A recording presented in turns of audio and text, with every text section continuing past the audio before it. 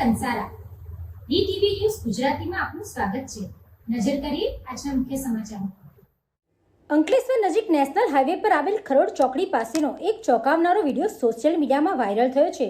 વિડીયોમાં એક કારની છત ઉપર મોટરસાયકલ બાંધી તેના ઉપર બે લોકો બેસીને મુસાફરી કરતા જોવા મળે છે।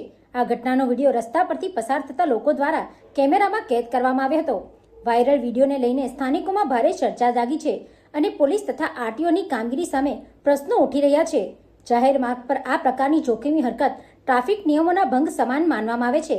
ઘટનામાં કોઈ દુર્ઘટના સર્જાઈ નથી, પરંતુ આ પ્રકારની બેદરકારીથી ગંભીર અકસ્માત સર્જાઈ શકે તેવી શક્યતા વ્યક્ત કરવામાં આવી રહી છે। હાલ સુધી મામલે પોલીસ અથવા આરટીઓ વિભાગ તરફથી કોઈ સત્તાવાર કાર્યવાહી કરવામાં આવી હોવાની માહિતી પ્રાપ્ત થઈ નથી। Pintu Modi, DTV news, Ankleshwar.